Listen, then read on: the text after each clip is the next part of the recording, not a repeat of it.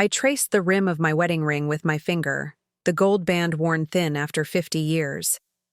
The celebration had been grand, our golden anniversary, with children, grandchildren, friends, and colleagues from Richard's firm all raising glasses to our enduring love.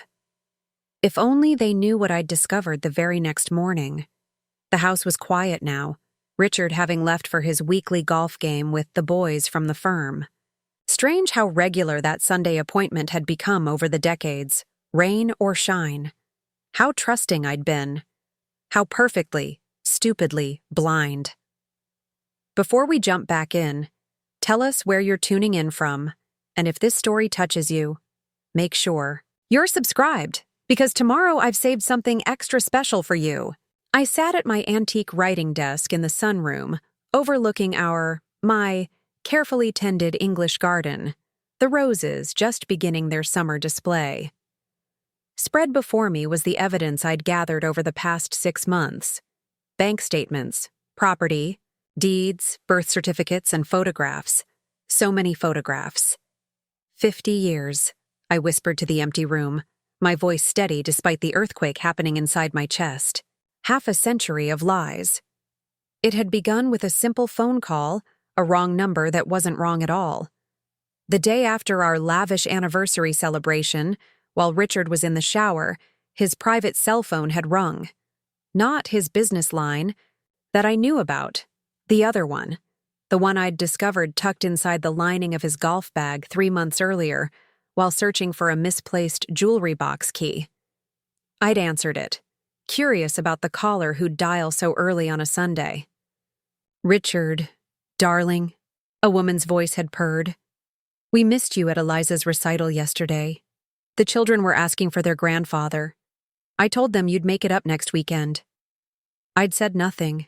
My breath caught somewhere between my lungs and my throat. "Richard? Are you there? It's Catherine." I'd hung up, my hands trembling, and replaced the phone exactly where I'd found it. Then I'd walked calmly to our bedroom, chosen a suitable outfit for brunch with our daughter Rebecca, and proceeded to act as if my entire world hadn't just cracked beneath my feet. That had been 6 months ago.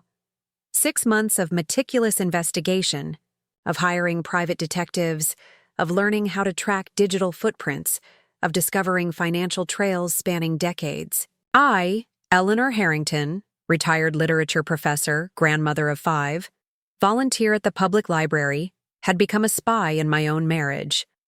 Preparing and narrating this story took us a lot of time, so if you are enjoying it, like this video, it means a lot to us. Now back to the story. The maple grandfather clock in the hall chimed 11, breaking my reverie. Richard wouldn't return until late afternoon. The Sunday golf game was followed by drinks at the club, then dinner with colleagues. Now I knew better.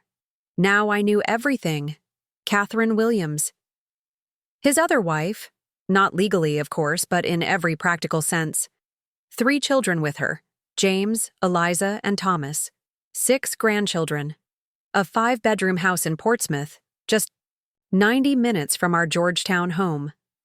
28 years of parallel life, hidden behind business trips, weekend conferences, and those sacred Sunday golf games. Nearly 3 decades of perfect deception, funded by money that should have been part of our retirement, our estate, our children's inheritance. Money that had instead built a second family's future while maintaining our comfortable but increasingly conservative lifestyle. Richard always knew how to stretch a dollar. Our friends would joke at dinner parties, praising his financial acumen. If they only knew how far he'd really stretched it.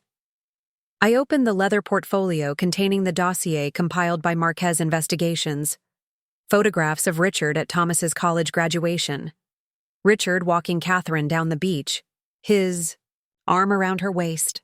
Richard bouncing a toddler on his knee, a grandchild I'd never meet. 30 pages of documented betrayal, each image a dagger. The irony wasn't lost on me. For our anniversary, Richard had given me a diamond bracelet, pretending to be shocked when I'd marveled at its extravagance. "Only the best for you, Ellie," he'd said, kissing my cheek as our guests applauded. "You deserve the world." Meanwhile, his other family lived in a house with an indoor pool and a view of the Atlantic. The inheritance from my parents, the money, that was supposed to be our cushion in old age. The money Richard had insisted on investing for us had been systematically siphoned to accounts I couldn't access. Until now. I'd been carefully brought up not to be vulgar about money. My mother had instilled in me the belief that a lady never discussed finances. She simply trusted her husband to handle such matters. Mother would be horrified by what I'd done over the past 3 months, but Mother had never discovered that her husband of 50 years had been living a double life. The elegant fountain pen felt heavy in my hand as I signed the final document authorizing the transfer. Evelyn Chen, my financial advisor and the only person who knew what I was doing, had arranged everything with impressive efficiency. "It's all legal, Mrs. Harrington," she'd assured me during our last meeting. "The accounts are in your name. You're simply relocating your assets." "To the Cayman Islands," I'd clarified, still somewhat stunned by my own boldness. Evelyn's smile had been small, but fierce. "To an account only you can access. I've ensured the transfer will be untraceable. Once completed." I hadn't asked how she'd managed that. Sometimes, ignorance truly was bliss. My phone buzzed with a text from Evelyn. "Transfer complete. All assets secured. Call if you need anything." I set down the pen and closed the portfolio. Beyond the window, a hummingbird hovered at the feeder, wings beating so rapidly they appeared motionless. I felt a strange kinship with the tiny creature, seemingly fragile but capable of incredible feats of endurance and adaptation. Richard's secret family had been sustained by my family's money for 28 years. His careful system of shell companies and diverted investments had funded private schools, summer homes, luxury cars, and trust funds for children and grandchildren I'd never met. Nearly 30 years of calculated betrayal from the man who'd stood beside me at our anniversary party, toasting to honest love and enduring partnership without a flicker of shame. The transfer was complete. Every account, every investment, every property deed, liquidated and transferred to my new accounts, leaving only the Georgetown house and a modest monthly income for Richard. Not enough to maintain both households, certainly. Just enough so he couldn't claim complete abandonment. I'd learned from the best, after all. The doorbell rang, startling me. I wasn't expecting visitors, and Richard had his keys. Carefully, I gathered the documents and locked them in the hidden compartment of my desk, another recent addition to my life of newfound secrecy. Through the peephole, I saw Rebecca standing. On the porch, her smile bright and unsuspecting. My daughter, who adored her father with unquestioning devotion, who had no idea she had half-siblings living less than 2 hours away. I closed my eyes briefly, steadying myself.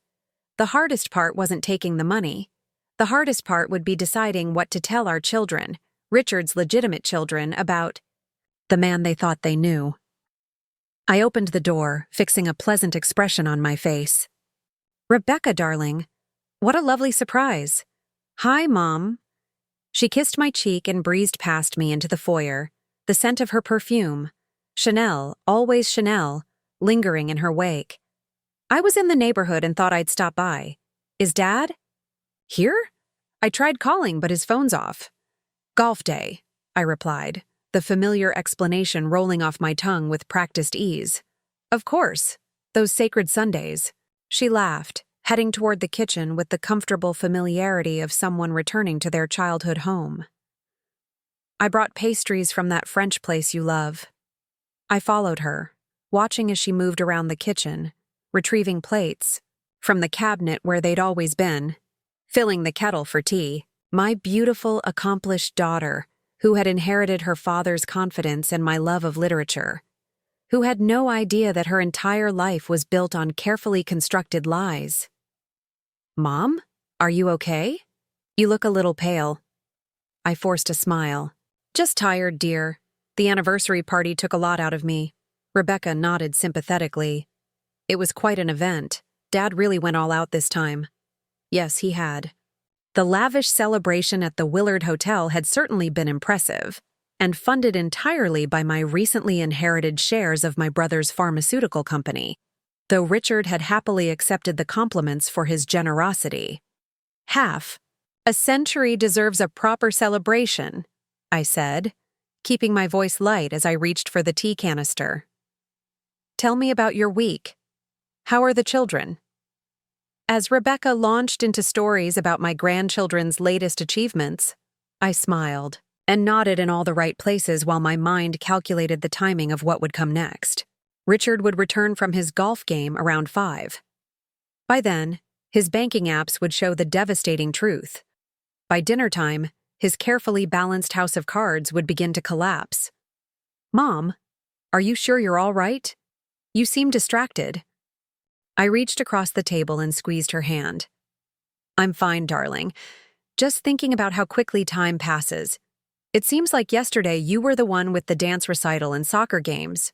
Rebecca smiled. "Speaking of which, Emma has a piano recital next Saturday. She'd love for you and Dad to come." "I wouldn't miss it," I said. I didn't mention Richard's attendance. By next Saturday, everything would be different. As we chatted over tea and pastries, I felt a strange calm settling over me. The decision had been made, the money was moved, the next chapter was about to begin. After Rebecca left, promising to call later in the week, I returned to the sunroom. The afternoon light cast long shadows across the garden, and I knew I had about 2 hours before Richard returned. I opened my laptop and logged into my email, finding the message from my attorney confirming our appointment for tomorrow morning.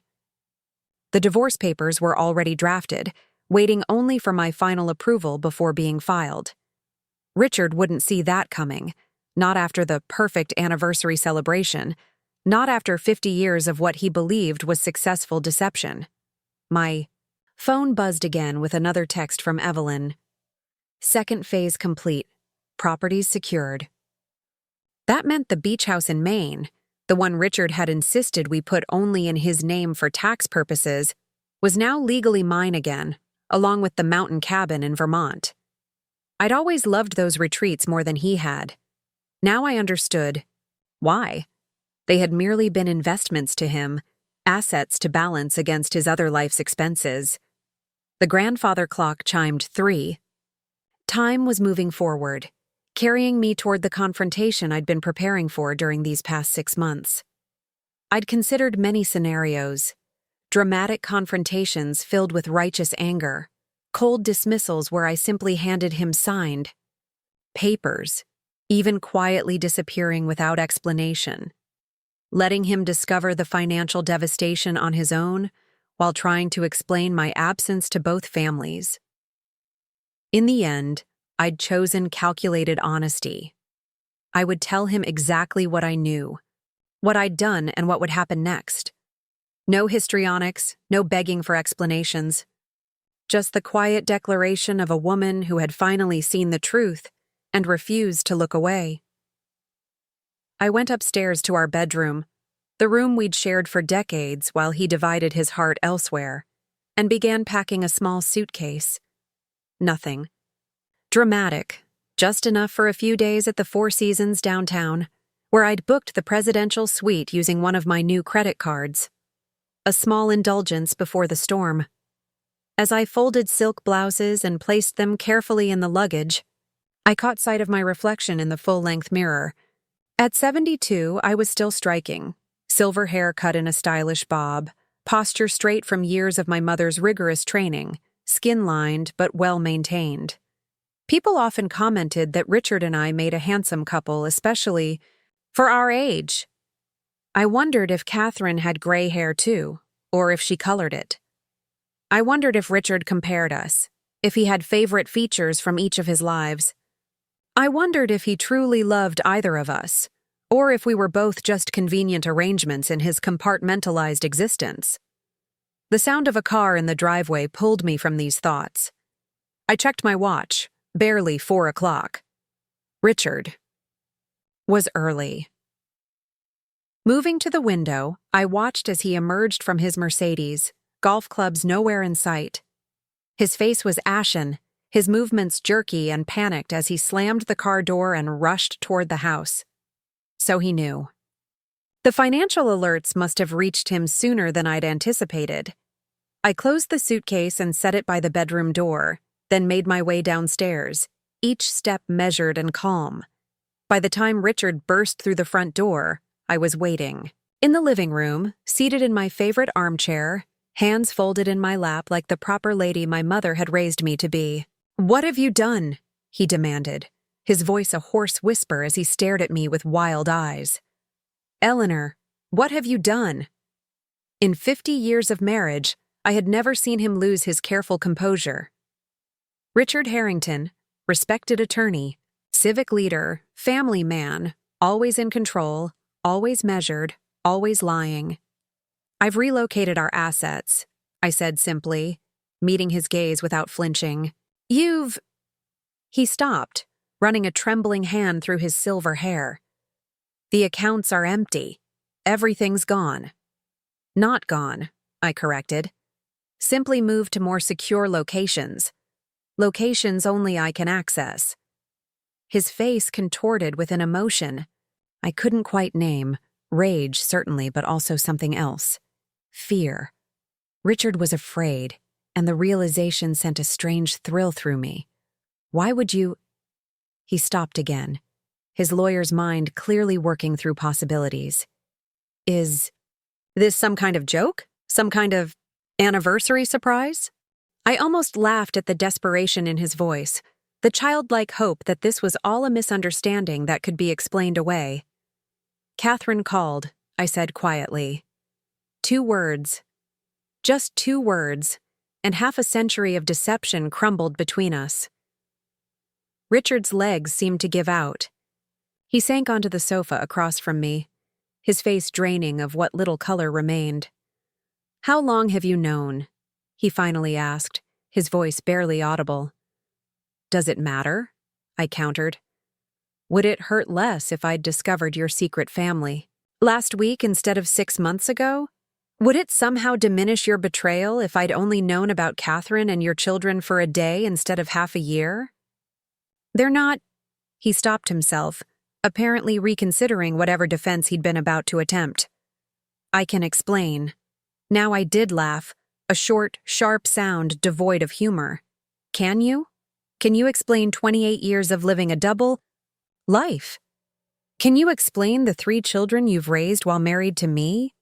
Can you explain the money, my family's money, that you've diverted to support them?" He flinched at each question, his usual confident posture collapsing inward until he seemed physically smaller than the man who'd left for golf this morning. "I never meant for any of this to happen," he said finally, falling back on the oldest excuse in the world. "And yet you made it happen, day after day, year after year, for nearly 3 decades. I kept my voice steady, refusing to give him the satisfaction of my tears or rage. 28 years of conscious choices, Richard. Nearly 10,000 days of deliberate deception. "I thought I was doing what was best for everyone," he tried again, his hands spreading in a pleading gesture I'd never seen him use before. "I didn't want to hurt you or the children. I tried to take care of both. Both families. With my money," I reminded him. "With the inheritance that should have gone to our children, your legitimate children." He winced at the word, legitimate, his eyes darting to the door as if calculating an escape route. "The money is just money, Eleanor. We can work this out." The money was never just money, Richard. It was security. It was our children's future. It was the reward for my family's hard work. And you stole it to build another life that you preferred. "To the one with me, that's not—" "Save it," I interrupted, rising from my chair. "I have no interest in your explanations or excuses. They're 50 years too late." From my pocket, I withdrew a business card and placed it on the coffee table between us. "My attorney will be contacting you tomorrow. I suggest you find representation. Quickly." Richard stared at the card as if it might burst into flames. "You're divorcing me? After 50 years? Eleanor, be reasonable. Think about the scandal, the family." "Which family, Richard?" I asked softly. The one in Georgetown or the one in Portsmouth? Which family's reputation are you concerned about damaging? He had no answer for that. I walked to the foyer and retrieved my suitcase, which I'd left by the staircase earlier. Richard followed, his movements frantic now. Where are you going? You can't just leave. We need to talk about this. I'll be at the Four Seasons for a few days, I informed him, pulling on a light jacket. I've left you access to one account with enough for basic expenses. The house remains in both our names for now, though that will change once the divorce proceedings begin. Divorce proceedings, he repeated numbly. Eleanor, please. 50 years. 50 years of lies, I finished for him. Goodbye, Richard. As I opened the front door, he made one final desperate attempt. What about the children? What will you tell them? I paused, my hand on the doorknob. I haven't decided yet. Perhaps you should consider what you'll tell yours, all of yours, when your carefully constructed world falls apart. With that, I walked out the door toward the waiting Uber I'd scheduled hours earlier, leaving Richard standing in the doorway of our home, his face a mask of shock and dawning realization. As the car pulled away from the curb, I didn't look back. There was nothing left to see that I hadn't already memorized during 50 years of marriage. Instead, I looked forward, toward the unfamiliar future I'd created with a few signatures and the courage I'd discovered within myself. The hardest part was yet to come. The conversations with my children, the legal battles, the inevitable public exposure of our family's private shame. But for now, for this moment between the life I'd thought I had and the one I was choosing for myself, I felt something I hadn't expected. Freedom. The sun was setting as we drove toward the city, casting long shadows across the familiar streets of Georgetown. Tomorrow would bring complications and consequences. Tonight, I would sleep peacefully for the first time in 6 months, secure in the knowledge that I had finally taken control of my own story. And I had 50 million reasons to never look back. The presidential suite at the Four Seasons felt both too large and too confining as I stared out at the Washington skyline. Night had fallen, transforming the city into a glittering landscape that seemed to mirror the chaos of my thoughts. My phone had been buzzing incessantly for the past 2 hours. Richard, of course, his desperation growing with each ignored call. I silenced the device and set it on the nightstand. Tomorrow would arrive soon enough with its demands and explanations. Tonight belonged to me alone. A soft knock at the door pulled me from my contemplation. Room service with the dinner I'd ordered but had no appetite for. I tipped the young man generously, perhaps too generously, judging by his startled thanks, and wheeled the covered tray to the dining area. The salmon remained untouched as I instead poured a glass of the Chateau Margaux I'd ordered, Richard's favorite wine, ironically. I'd never particularly enjoyed it, but tonight it tasted like victory. My personal phone, the new one Evelyn had helped me secure, with a number known only to her and my attorney, chimed softly with a message. Initial legal paperwork filed. Judge Henderson assigned to case. Good news. Judge Henderson. I allowed myself a small smile. Mary Ann Henderson had been 2 years behind me at Radcliffe. We'd reconnected at an alumni event 5 years ago, maintaining a casual friendship since. Richard had always dismissed her as that feminist judge, unaware that his dismissal of strong women would one day become his undoing. Another chime. Meeting confirmed for 9 a.m. Car will collect you at 8:30. I sent a brief acknowledgement, then turned off this phone as well. The silence felt sacred. The suite's bathroom was extravagant. Italian marble, gold fixtures, a soaking tub that could easily accommodate 2 people. I ran the water as hot as I could stand, adding the lavender bath salts provided by the hotel. As I sank into the steaming water, I tried to remember the last time I'd indulged in such a simple pleasure without worrying about Richard's schedule or expectations. Too long. Far too long. My wedding ring caught the light as I lifted my hand from the water. 50 years on my finger, a perfect circle meant to symbolize unending commitment. Now it felt like a shackle, the last visible evidence of a contract that had been broken decades ago without my knowledge. With deliberate slowness, I twisted it off my finger. The pale indentation beneath would take time to fade, a ghost of what had once been there. I placed the ring on the marble countertop, where it sat like an accusation. My skin had pruned and the water cooled by the time I emerged from the tub. Wrapped in the hotel's plush robe, I padded across the suite to where my suitcase lay open. From its side pocket, I withdrew a slim leather portfolio, different from the one containing evidence of Richard's betrayal. This one held my future. Inside were documents Evelyn had prepared, details of my new financial reality, properties now solely in my name, investment portfolios restructured for my benefit alone. A lifetime of financial dependence undone in 3 months of careful planning. Most significantly, the portfolio contained confirmation of my appointment tomorrow with the board of Camden Foundation, the charitable organization my grandfather had established and that Richard had managed for the past 30 years. The foundation that was meant to be my family's legacy, but had instead become another vehicle for Richard's manipulations. Not anymore.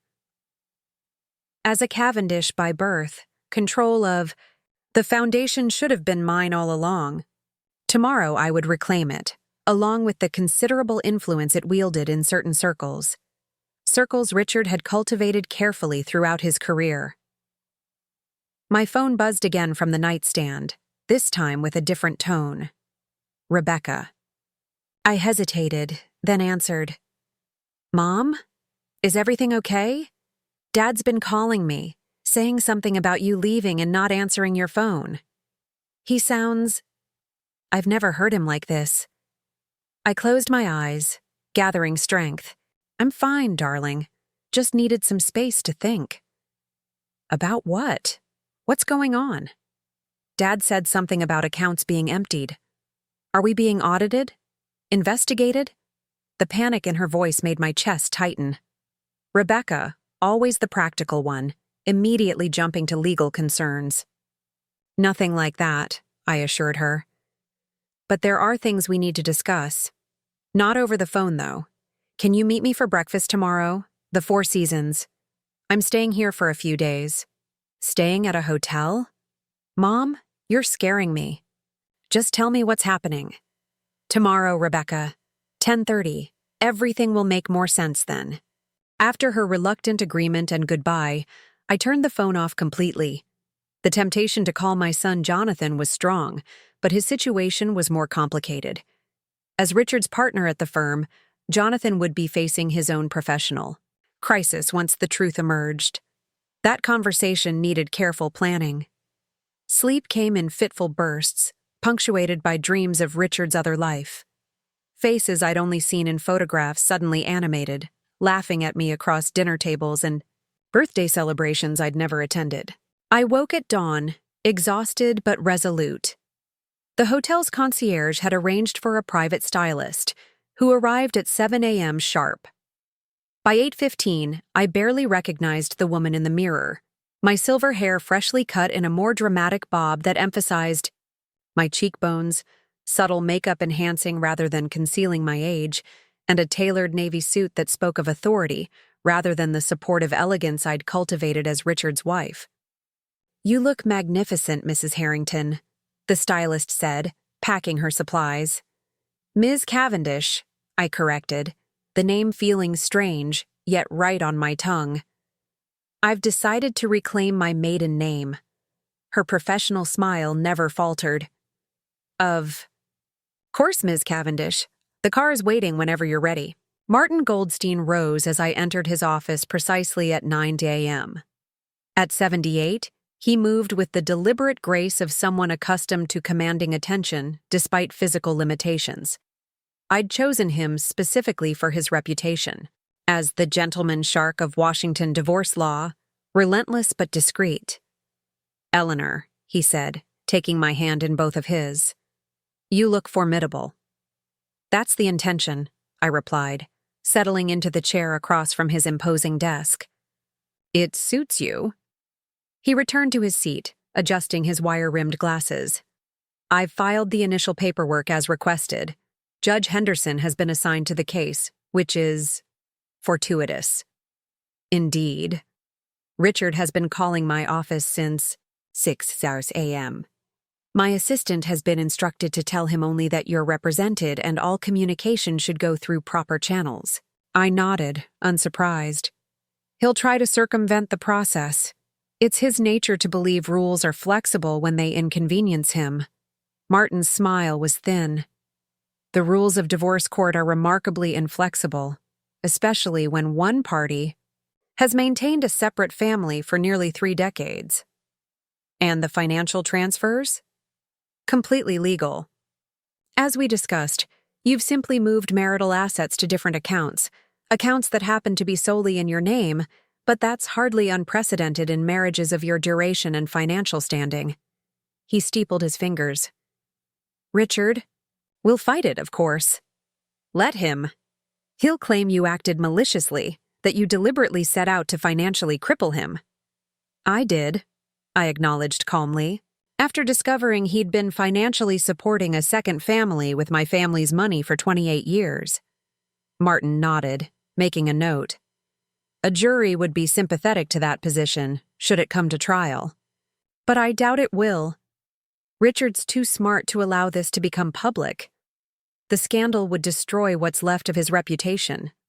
And his practice.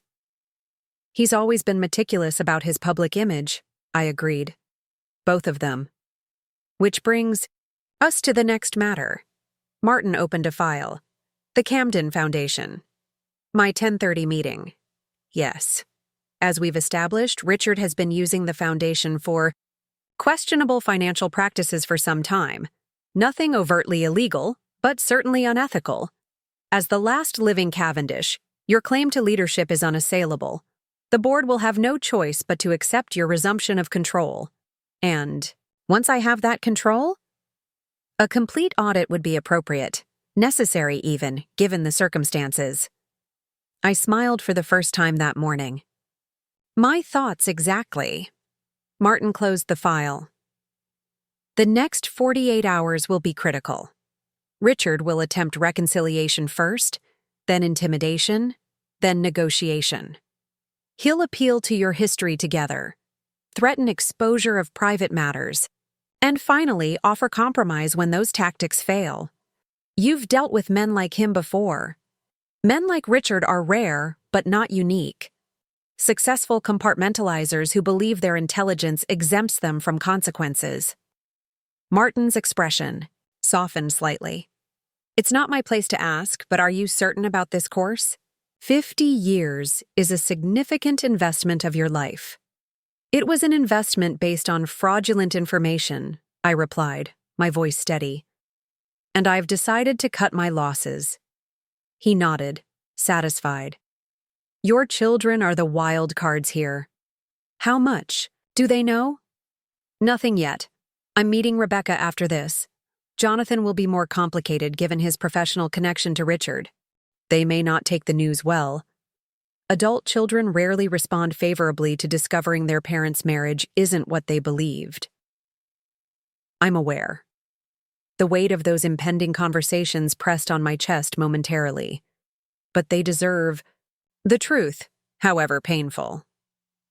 Our meeting concluded with practical matters, financial statements to be prepared, depositions to be scheduled, strategies for various contingencies. By the time I left Martin's office, I felt armored for the battles ahead.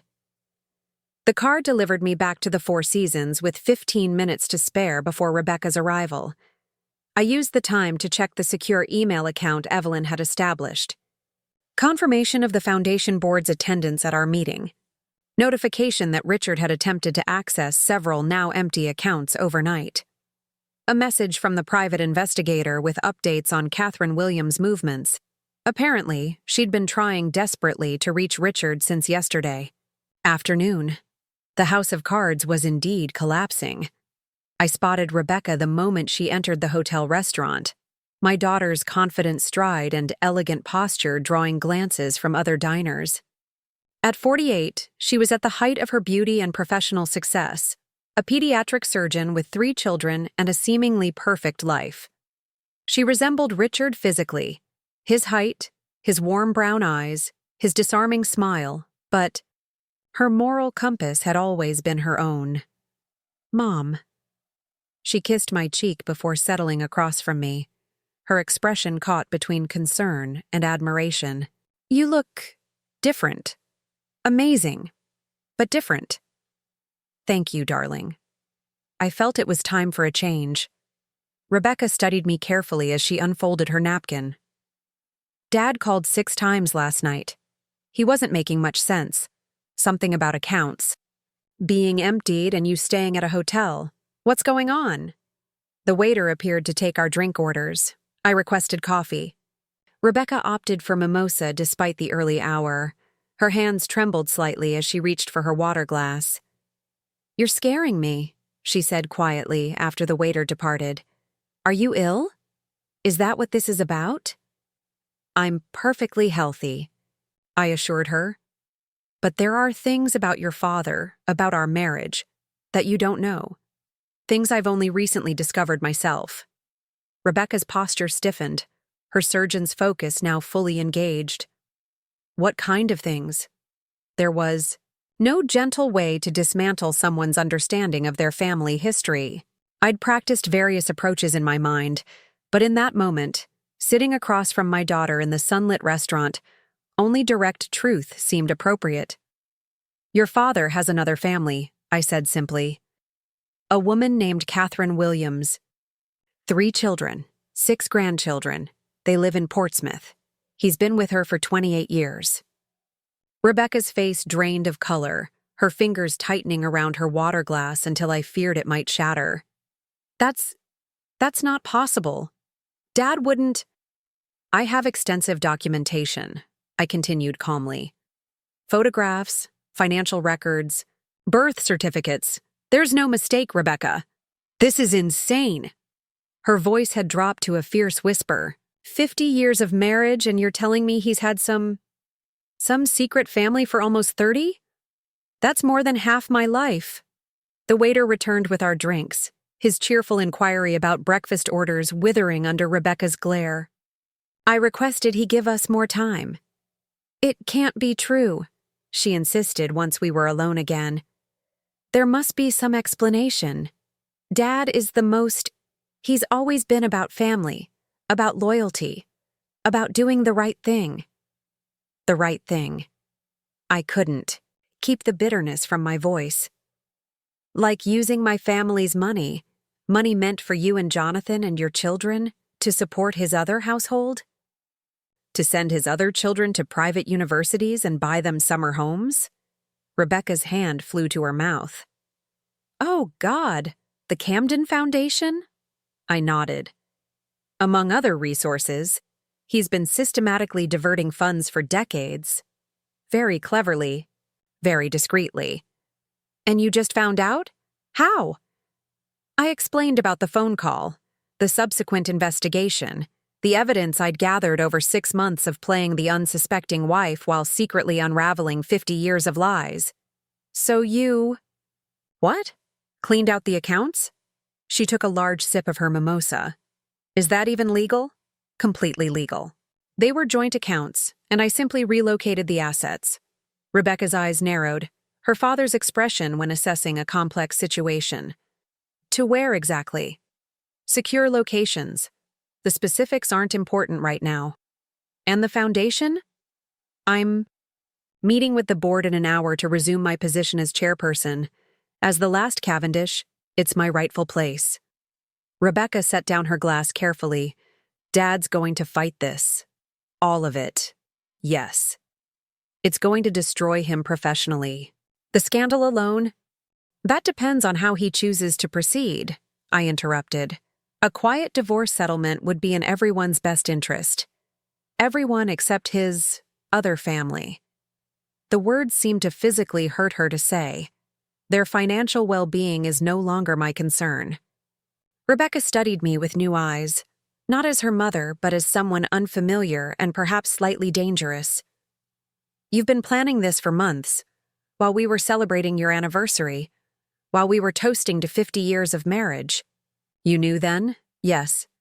And you didn't say anything? You let us all go on believing the fairy tale? I needed time, I explained. Time to gather evidence, to secure my position, to ensure that when I did act, it would be decisive. Cold-blooded, you mean?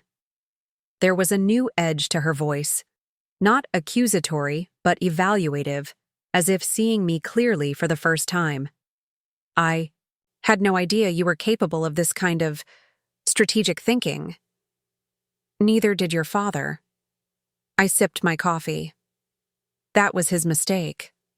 Rebecca was quiet for a long moment, processing. When she spoke again, her voice was hollow. Jonathan doesn't?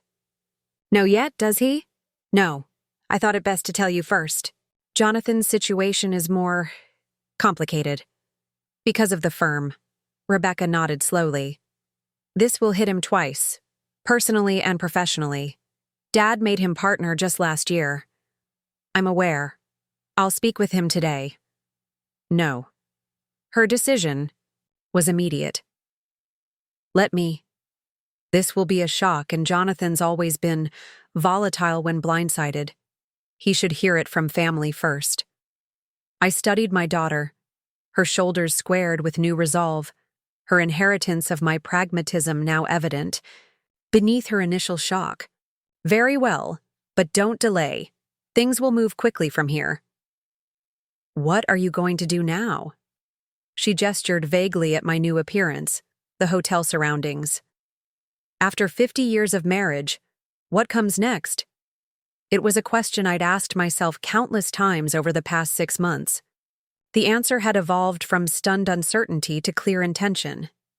I'm going to reclaim what's mine, I said simply. My family name, my foundation, my financial independence, the life I might have had if I hadn't subordinated everything to your father's preferences and deceptions. Rebecca flinched slightly at that.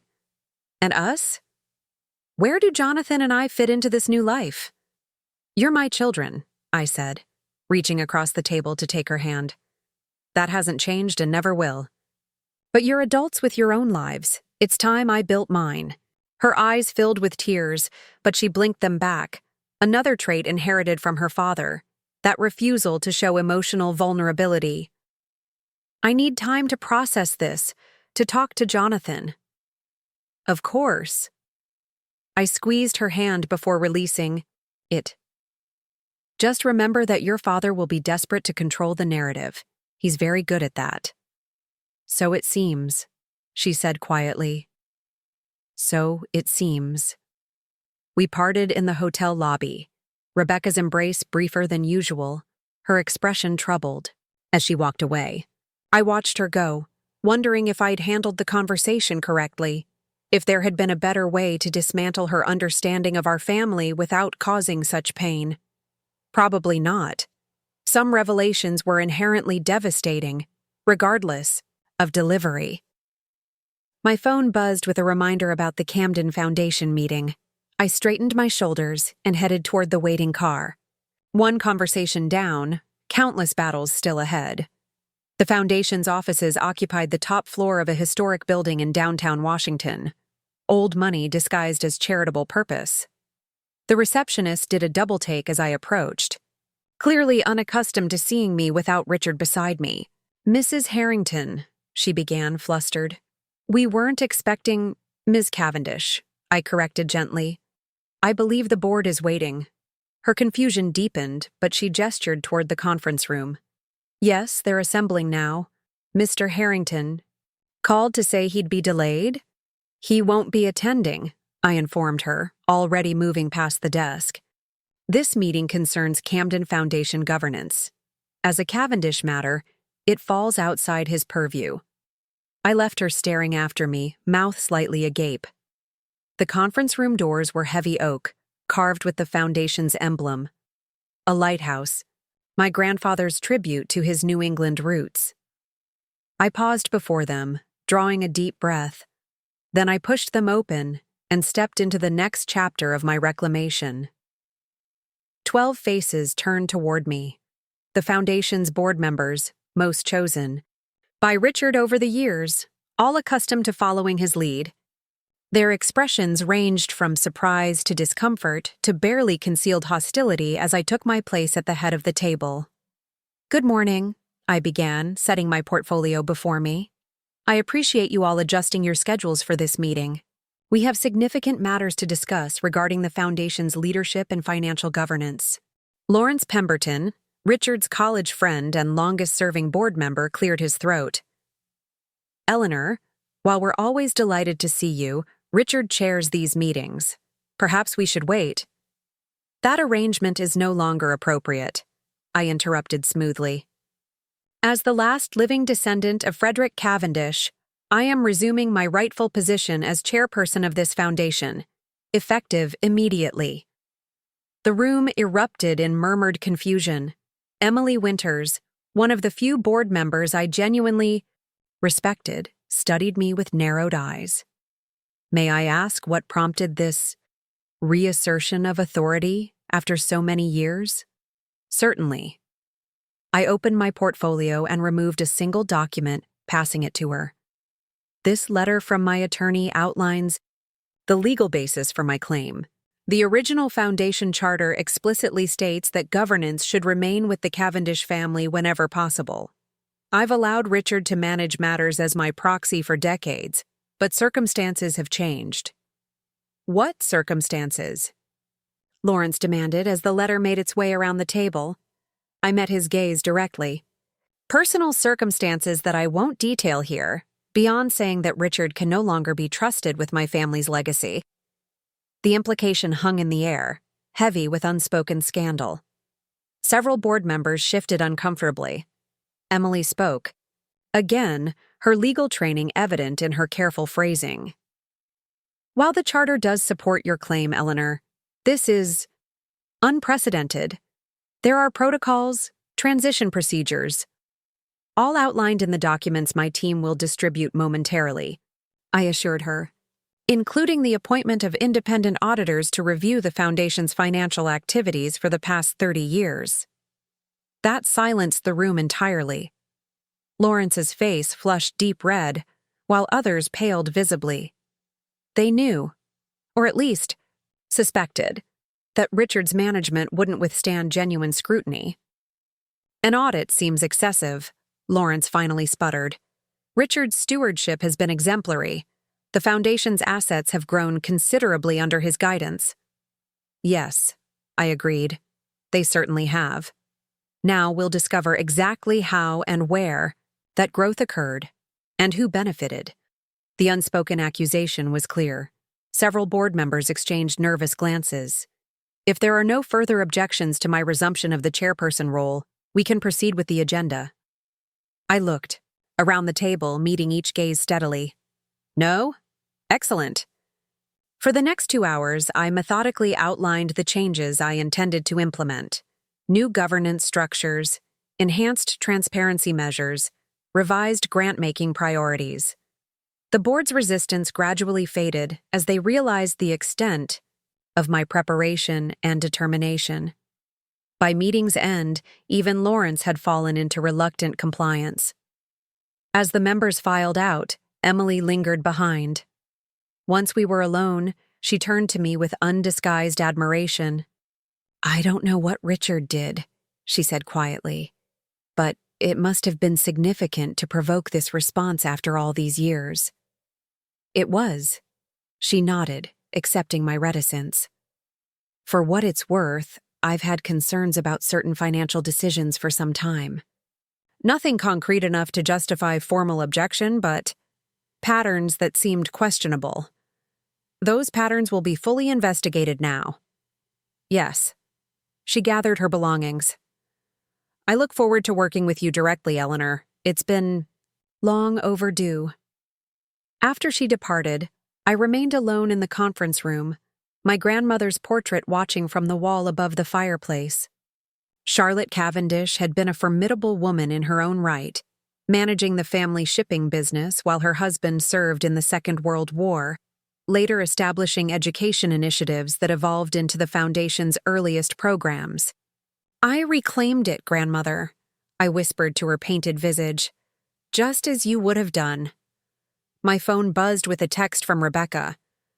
"Told Jonathan, calling you soon." One more difficult conversation awaited. But first, I needed to prepare for my next encounter with Richard. After my departure yesterday and this morning's Foundation coup, he would be growing desperate. Dangerous, perhaps. The car was waiting to return me to the hotel. As I settled into the back seat, the driver handed me an envelope. "Delivered to the Foundation office while you were in your meeting, Ms. Cavendish." The handwriting on the front was instantly recognizable.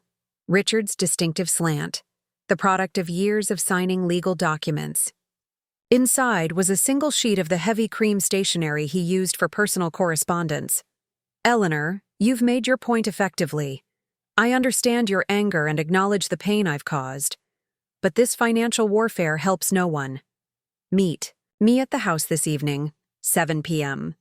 We can discuss reasonable terms that preserve both our dignities and protect our children from unnecessary scandal. 50 years deserves better than this ending." Richard, I refolded the note carefully and returned it to its envelope. After 50 years, Richard still believed he could manage me with carefully chosen words and appeals to propriety. Still thought he could dictate the terms of his own accountability. His greatest miscalculation yet. I pulled out my phone and composed a brief response to Martin. "Richard requesting meeting tonight. Proceeding with Phase 3. The reply came almost instantly. "Security team confirmed. Evidence secured. Proceed with caution." I leaned back against the leather seat, watching the familiar Washington landmarks slide past the window. Phase 3 would be the most difficult yet. The direct confrontation, the final accounting of 50 years of shared history and separate deceptions. But I was ready. The timid faculty wife who had once deferred to Richard in all financial and legal matters no longer existed. In her place was Eleanor Cavendish, reclaiming not just her name and her resources, but her power, the power Richard had never expected her to find. The hotel suite phone rang at precisely 3:17 p.m. I knew it would be Jonathan before I answered. My son had always been methodical, even in crisis. "Mother." His voice was tightly controlled, a technique I recognized from his courtroom appearances.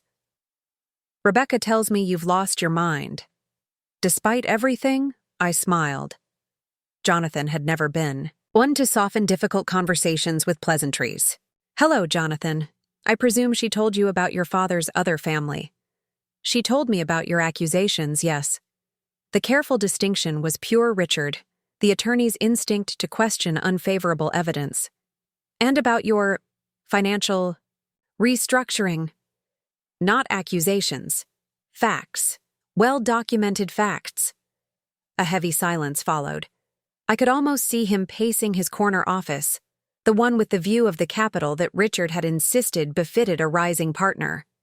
"I need to see this documentation," he finally said. "If what you're claiming is true, it is. Then the implications for the firm are significant. Dad's name is on the building, Mother. My name is right below it." Of course. Jonathan's first concern would be the professional ramifications. Not because he was cold, but because the firm was his identity, just as Richard had designed it to be. "I understand. That's why I've been discreet. The divorce filing is sealed, as is the documentation of your father's indiscretions." "Sealed documents can be unsealed." Jonathan's voice had the clipped quality it acquired when he was strategizing. "If Catherine Williams decides to make claims against Dad's assets, she'd have to admit to 28 years as the other woman," I pointed out. Not a sympathetic position, especially given her knowledge of Richard's marital status. "You've thought this through." The grudging admiration in his tone was new. 6 months of planning, Jonathan. I've considered every contingency. The silence stretched again, punctuated by the soft sound of his breathing. My brilliant son, so like his father in intellect but with a moral compass that had always pointed true. How would he reconcile these new revelations with the man he'd idolized? I need to see him, he finally said. I need to hear his explanation. Of course you do. He's your father and your partner, and your husband of 50 years. There was an accusation embedded in the statement. Yes. 50 years during which he maintained a second family for more than half, I reminded him gently, while diverting my family's money to support them. Another silence, heavier than before. The Cavendish Trust, the foundation funds, among other resources. I heard a sharp intake of breath. Jonathan had worked with the foundation as legal counsel before joining his father's firm. He knew precisely how those funds were structured, and how carefully Richard had controlled all access. I've resumed my position as chairperson, I told him, as of this morning. Jesus, Mother, you've been busy. The professional mask slipped, revealing glimpses of the boy who'd once built elaborate Lego courtrooms to practice his future career. Dad must be desperate? Yes. He's requested a meeting tonight. Jonathan's tone sharpened immediately. Don't go alone. Whatever he's done, he's still a man who's just lost control of $50 million? I'm aware of the risk. I kept my voice dry. Security will be present, and my attorney has all relevant documentation secured. 50 million. He repeated the number, the magnitude finally sinking in. That's what you transferred? Approximately. The forensic accountants are still tracing some of the offshore movements. A soft thud came through the line. Jonathan sitting heavily in his chair, I presumed. I still can't believe this. Dad has always been so principled, at least professionally. Compartmentalization is a powerful skill, one he mastered decades ago. I paused, considering how much to reveal. His other children believe he's a widower who found love again. According to my investigators, he's maintained entirely separate personas: conservative family man in Georgetown, relaxed suburban father in Portsmouth. His other children, Jonathan repeated hollowly. I have half-siblings I've never met. The pain in his voice made my chest tighten. This was the cruelest part of Richard's betrayal, not just deceiving me, but depriving our children of knowing their own family. 3, I confirmed quietly. James is 46, a surgeon in Boston. Eliza is 43, teaches music at Juilliard. Thomas is 38, works in finance. All close to our ages, Jonathan observed. So he was already involved with her when Rebecca was born? Yes, their relationship began a year before. The silence that followed was different, heavier, weighted with implications. Jonathan was recalculating his entire childhood, just as I'd spent months recalculating my marriage. I need some time, he finally said. This is a lot. I understand. But Jonathan, I hesitated, then pushed forward. Your father will try to convince you this is temporary madness on my part. That I've misunderstood or overreacted. That's not the case. I know. His response was immediate, surprising me. Whatever he's done, whatever explanation he offers, the evidence must be solid if you've taken these steps. You've never been rash. The simple statement of faith loosened something in my chest. Jonathan might struggle with this new reality, but he didn't doubt my judgment. Thank you. The words felt inadequate. I'll handle the firm implications, he continued, his voice steadying. We'll need a strategy for clients, for the press if it comes to that. And I'll speak with Dad, but not right away. Take whatever time you need. Mother, he paused, and I heard the subtle shift as professional composure gave way to personal concern. Are you all right? Really? The question caught me off guard.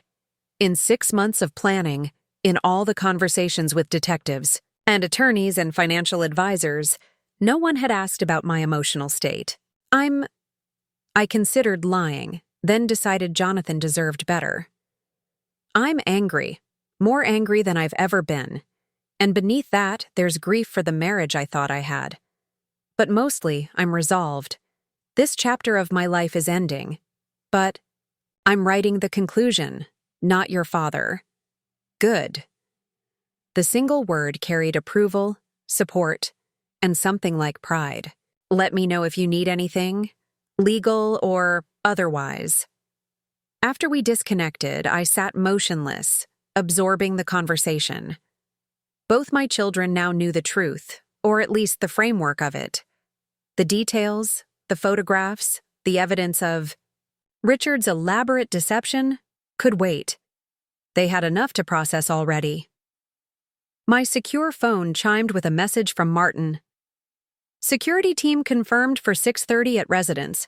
Williams woman still attempting contact with RH. No success? I could. Imagine Catherine's panic as her carefully constructed world began to crumble. For 28 years, Richard had maintained the precarious balance between his two lives, ensuring neither woman had reason to question the narrative he'd created. Now that balance was destroyed, and she, like me, was discovering how little she truly knew about the man she'd built her life around. Unlike me, Catherine had no offshore accounts, no family fortune to reclaim, no legal standing to demand compensation for decades of deception. Whatever sympathy I might have felt for her as a fellow victim of Richard's manipulation was tempered by the knowledge that she'd entered the relationship with open eyes, accepting the role of mistress even if she believed the lie about his widowhood. Her children were another matter. Innocent parties in their father's elaborate deception, they now faced the collapse of their family history along with their financial security. The thought brought a twist of discomfort that I pushed aside. Compassion was a luxury I couldn't afford right now, not when my own children were struggling with the same devastating revelations. A gentle knock at the suite door announced the arrival of Evelyn Chen. The financial advisor entered with her usual crisp efficiency, tablet in hand, an expression professionally neutral. All foundation accounts have been secured, she reported without preamble. The automatic transfers to the Portsmouth property expenses have been terminated, as have the monthly deposits to Catherine Williams' personal account. I nodded, unsurprised. That Richard had been maintaining his second household through foundation funds. It was exactly the kind of camouflage he would consider clever. Charitable work, concealing personal indulgence. The foreign accounts? I asked.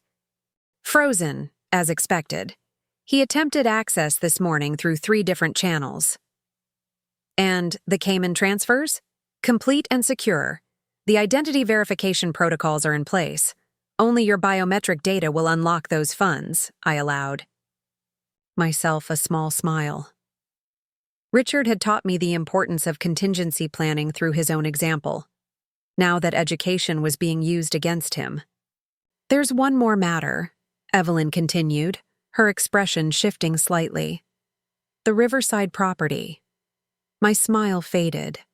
The Riverside property, a modest 3-bedroom house in Alexandria that Richard had purchased 30 years ago as an investment opportunity. I'd visited it only once, finding it charming but unremarkable. Now I understood its true purpose. What about it? Records indicate it's been continuously occupied since purchase. Utility bills, property taxes, maintenance costs, all routed through a shell company that traces back to the foundation. Another residence for them? The prospect of yet another property in Richard's secret empire made my jaw tighten. No, the occupant appears to be an elderly woman named Margaret Winters, age 87. No apparent family connection to Richard or Catherine Williams. I frowned, the name tugging at something in my memory. Winters? Was that his mother's maiden name? Possibly. The investigation is ongoing. Another piece of the puzzle, another strand in the web of Richard's deceptions. I made a mental note to have Marquez look deeper into this Margaret Winters. Perhaps she was merely a tenant in an investment property, but experience had taught me that nothing in Richard's carefully constructed world was simple coincidence. "What time is it?" I asked, suddenly aware of the lengthening shadows in the eye. "Sweet. Nearly 5, Evelyn replied. "Your car will be ready at 6. The security team is already at the residence, conducting preliminary surveillance." I nodded, feeling the weight of the coming confrontation settle on my shoulders. Despite all the preparation, despite the legal and financial protections I'd put in place, the prospect of facing Richard, of looking into the eyes that had watched me across breakfast tables and charity galas and family gatherings for 50 years while hiding such monumental betrayal, made my hands tremble slightly. Evelyn noticed. Her professional demeanor softened momentarily. "You don't have to go," she said quietly. "The legal process can proceed without a personal confrontation." Yes, it can. But I need to see his face when he realizes exactly what's happened. I straightened, my shoulders.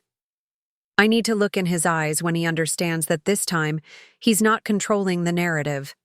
She nodded, respecting my decision without further comment. After reviewing a few additional financial details, she departed with the same efficient grace that had characterized all our interactions over the past 3 months. Alone again, I moved to the closet where I'd hung the outfit chosen specifically for this evening's meeting. Not the navy power suit from the foundation board meeting, but something more subtle, a dove-gray dress with impeccable tailoring and subtle pearl accents. Elegant but understated. The perfect costume for the final act in my marriage to Richard. Harrington. As I dressed, I found myself examining my reflection with new awareness. The woman in the mirror was still Eleanor, the same silver hair, the same blue eyes, the same features that had aged with dignity, if not particular distinction. But something had changed in those eyes, in the set of that mouth, in the way those shoulders carried themselves. I looked resolute, determined, unafraid. The Eleanor who had greeted guests at our anniversary party 6 months ago had been accommodating and pleasant, content to exist in the carefully maintained glow of Richard's success. That Eleanor had believed in a partnership of 50 years, in a shared history built on mutual respect if not passionate romance. That Eleanor had been a fiction, a character in the elaborate play Richard had been directing for decades. The real Eleanor, the woman who had systematically dismantled her husband's financial empire in 3 months of methodical planning, was only now emerging. And she was discovering that vengeance suited her rather well. By 6 o'clock, I was ready.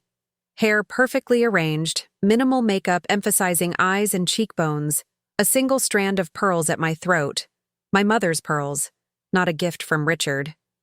The finishing touch was deliberate. My left hand remained bare. The ring that had symbolized 50 years of marriage now nestled in a velvet pouch in my handbag. A small but significant statement. The hotel valet had the car waiting, not the usual car service but a private vehicle arranged by Martin's security team. The driver, a broad-shouldered man with military posture, gave me a respectful nod as he held the door. "Ms. Cavendish, I'm Thomas. We have 2 team members already at the residence and a third following at a discreet distance." "Thank you, Thomas. Has Richard arrived yet?" "Yes, ma'am. Approximately 20 minutes ago. Our team reports he's alone. And appears to be setting up some kind of display in the living room." I raised an eyebrow. "Display?" "Photo albums, according to the surveillance. Several bottles of wine. Appears to be preparing for a significant conversation. Of course he was. Richard would have carefully staged the scene, selecting photographs that emphasized our long history together, choosing wine that held sentimental significance.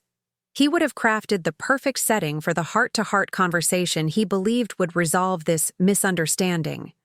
Always the director, always controlling the narrative. I see. I settled into the back seat, my handbag positioned precisely on my lap. "Let's proceed."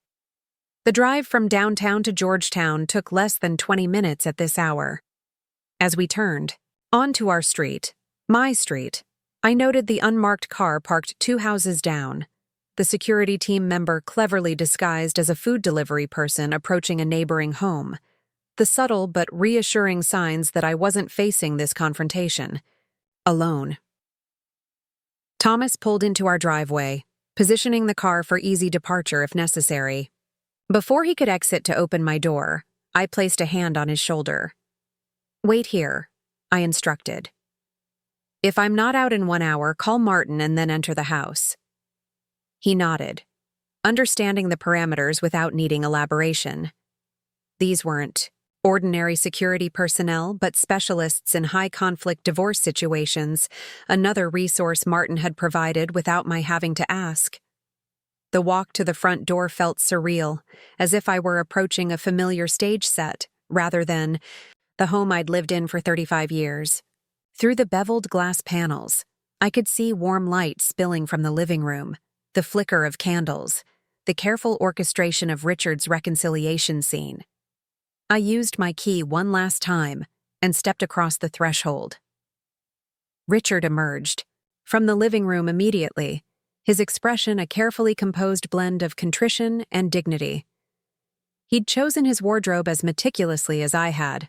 The charcoal sweater I'd given him last Christmas, tailored slacks, leather loafers polished to a soft gleam. His silver hair was freshly trimmed, his face clean-shaven.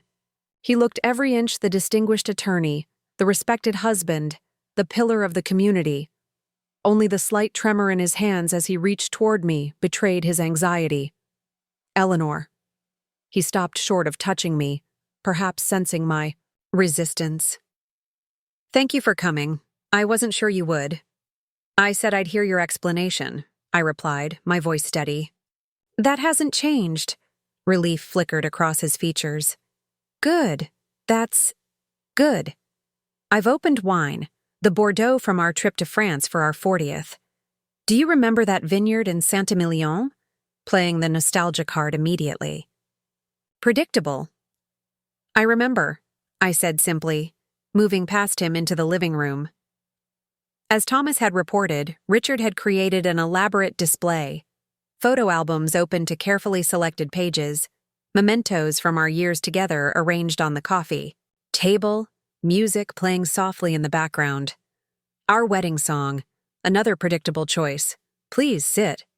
He gestured to the sofa where we'd sat countless times before, hosting dinner guests, reading Sunday papers, planning family gatherings. "I've been doing a lot of thinking since yesterday." I remained standing, taking in the scene with clinical detachment. "I'm sure you have." My failure to follow his script visibly disconcerted him. He'd expected tears, recriminations, emotional vulnerability that he could soothe with practiced responses. My calm assessment was clearly not part of his planned scenario. "Eleanor, I know you're angry. You have every right to be." He moved to pour wine into waiting glasses. What I did was inexcusable, but 50 years of marriage, of building a life, together, deserves more than summary financial execution. I noted his specific grievance, not the betrayal of our marriage vows, not the decades of deception, but the financial consequences I'd imposed. "Summary?" I repeated, allowing a hint of disbelief to color my tone. 28 years of maintaining a second family while systematically diverting my family's assets to support them hardly seems summary to me. He winced, setting down the wine bottle without having poured. "It wasn't like that. Not the way you're making it sound." "No? Then please, explain how it was." I gestured to the sofa he'd indicated earlier. "That's why I'm here after all, to hear your explanation." Richard sank onto the cushions, suddenly looking older than his 75 years. I remained standing, unwilling to accept the physical positioning he'd planned. Both of us on the sofa turned toward each other in intimate conversation. "It began as an affair," he started, eyes fixed on his hands. "Catherine was a client, a young widow with a small inheritance to manage. It was meant to be temporary, a, a lapse in judgment. And yet it continued for 28 years, I observed. Quite an extended lapse. His jaw tightened briefly before he regained control. She was pregnant before I could end it. James. He wasn't planned. I couldn't abandon my own child, Eleanor. Surely you can understand that. I said nothing, waiting for him to continue digging the hole he seemed determined to excavate. I tried to do right by both families, he insisted, looking up at me with earnest eyes that had convinced juries and judges and clients for 5 decades. I never shortchanged you or our children. You've always had everything you needed. While they had everything they wanted, I interrupted coldly. Private schools, vacation properties, trust funds established at birth. Don't insult my intelligence by pretending you divided resources equally, Richard. He flushed, the practiced composure slipping. The financial arrangements were complicated, but I never intended harm to you or our children. Catherine believed I was a widower when we met. Another lie. I shook my head. How exhausting it must have been keeping track of all your deceptions. I was trying to protect everyone. The first flash of genuine emotion, frustration breaking through the controlled facade. If Catherine had known I was married, if you had known about her and the children, the pain would have been immediate, I finished for him. Instead, you chose to extend it over decades, compounding the betrayal with each passing year. How magnanimous. Richard stood abruptly, abandoning the reconciliation script as his lawyer's instincts took over. What do you want, Eleanor? You've already taken every penny. You've seized control of the foundation. You've threatened my professional reputation and my relationship with our children. What more can this confrontation possibly achieve? There it was, the flash of the real Richard breaking through the carefully constructed persona. Not the contrite, husband seeking forgiveness, but the cornered predator assessing threats and calculating advantage. What I want, I said quietly, is for you to acknowledge what you've done. Not just the affair or the secret family, but the systematic theft of my family's resources to fund your preferred life in Portsmouth. It wasn't theft, he protested immediately. The accounts were joint. The foundation was my inheritance, I cut in. My family's legacy that you manipulated for your personal benefit. Let's call things by their proper names, Richard. After 50 years, don't I deserve at least that much honesty? He stared at me, reassessing. The practiced contrition was gone, replaced by the calculating awareness I'd seen countless times when he was developing legal strategy. You've changed, he said finally. No, I've merely stopped accommodating your version of reality. His eyes narrowed slightly. Who helped you with this? The financial transfers? The foundation takeover? You couldn't have managed that alone. The subtle insult, the implication that I lacked the capacity to orchestrate my own liberation, might have wounded the woman I'd been 6 months ago. Now it merely confirmed the righteousness of my actions. You underestimated me, I said simply. You always have. A flash of something like fear crossed his face, quickly suppressed. What happens? Now? You've made your point, taken your pound of flesh. We both know divorce at our age is complicated, messy. Surely we can reach a more reasonable arrangement. I reached into my handbag and withdrew 2 items, the velvet pouch containing my wedding ring and a sealed envelope. My attorney will contact. Yours tomorrow to arrange formal deposition schedules, I said, placing both items on the coffee table between us. In the meantime, this document outlines the terms I'm prepared to accept for an uncontested divorce. They're quite generous, all things considered. Richard stared at the envelope as if it might explode. And if I contest? Then every detail of your double life becomes part of the public record, I replied calmly. Every photograph, every financial transaction, every deception documented in excruciating detail. Your professional reputation, your standing in the community, your legacy at the firm, all sacrifice to avoid accepting the consequences of your own actions. You wouldn't. But his voice lacked conviction. He knew me well enough to recognize resolution when he saw it. I would prefer not to, I corrected, for the sake of our children and grandchildren. But make no mistake, Richard, I will not be manipulated or maneuvered out of what is rightfully mine. Not my family's money, not my dignity, and certainly not my future. He sank back onto the sofa, the fight visibly draining from him. For the first time in our confrontation, perhaps for the first time in our marriage, I saw Richard without artifice. An old man facing the collapse of his carefully constructed world. "What about Catherine? The children?" he asked, his voice hollow. "They had no part in my deceptions." "Your other family's welfare is no longer my concern," I replied. "Though I imagine explaining to them that you're not actually a widower will be challenging." He flinched. "They don't deserve to suffer for my mistakes." "Neither did I said quietly. "Neither did Rebecca and Jonathan. Yet here we are." Richard looked up, meeting my gaze directly. 50 years, Eleanor. Doesn't that count for anything? I considered the question seriously, weighing 5 decades of shared history against 28 years of calculated betrayal. "It counted for everything," I finally answered. "That's why I spent 6 months ensuring I had incontrovertible evidence before acting. That's why I'm offering terms that allow you to maintain some dignity despite what you've done. That's why I'm standing here having this conversation instead of simply serving you papers through an attorney." I moved toward the door, our discussion complete as far as I was concerned. Richard rose quickly, following. "You've thought of everything," he said, a note of bitterness creeping into his voice. "Planned every detail, the perfect revenge." I paused, at the threshold, turning to face him one last time. "Not revenge, Richard. Justice. There's a difference." "And what about forgiveness?"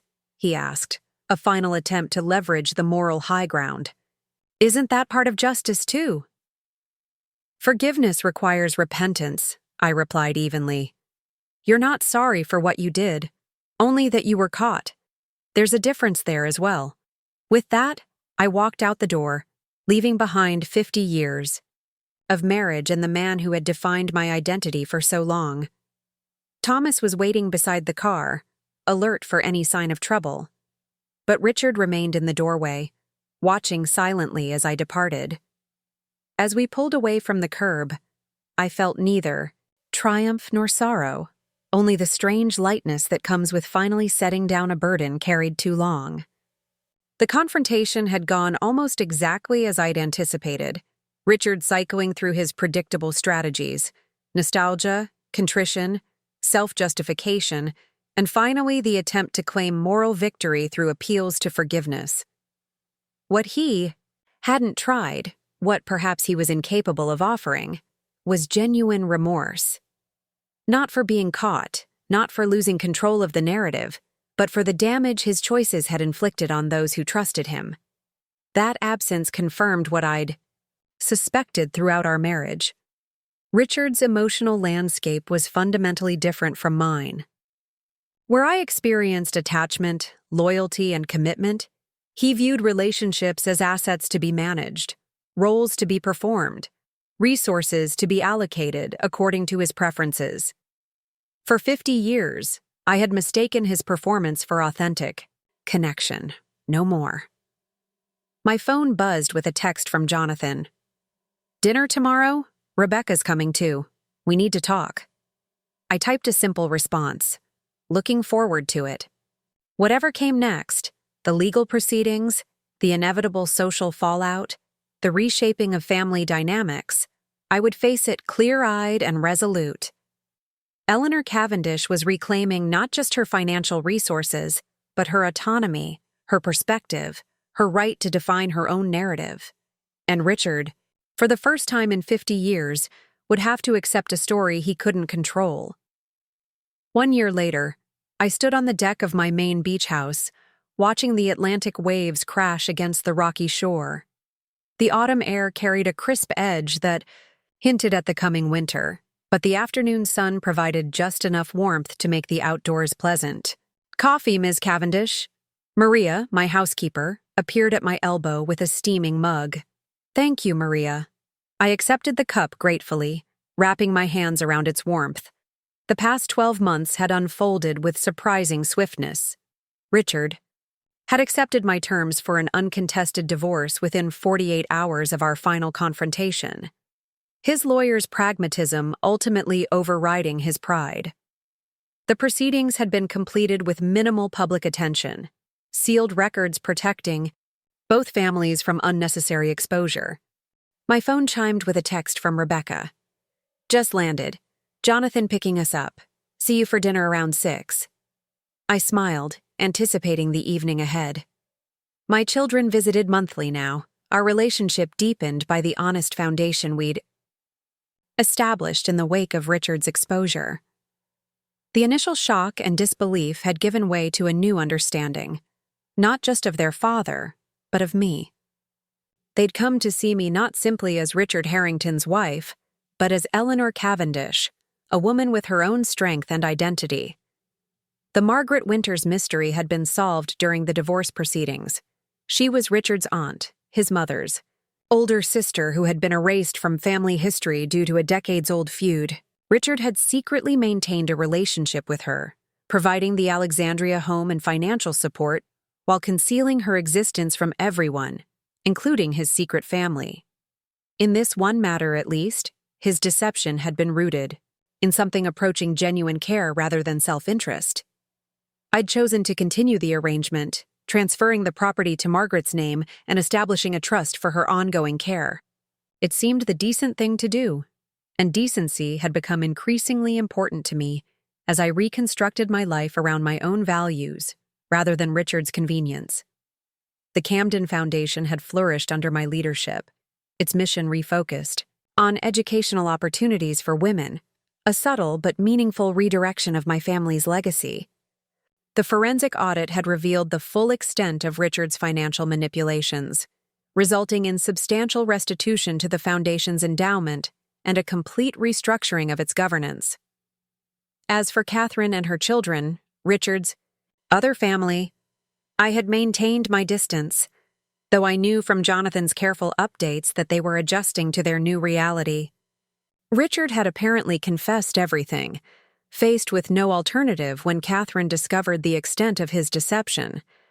Their relationship had not survived the revelation, though he continued to support his other children financially from his significantly reduced resources. The wind picked up, sending spray from the crashing waves high into the air. I sipped my coffee, reflecting on the strange path that had brought me here. At 73, I had expected to be settling into comfortable retirement with my husband of 50 years, hosting grandchildren and charity events, gradually fading into the dignified twilight my mother had modeled. Instead, I found myself embarking on an unexpected third act, financially independent, professionally engaged with the foundation, and personally discovering aspects of myself that had been subsumed by decades of marriage to a man who had never truly seen me. There was sadness in that realization, certainly. 50 years was half a lifetime, and not all of it had been a lie. We had raised 2 remarkable children together. We had shared genuine moments of connection and joy.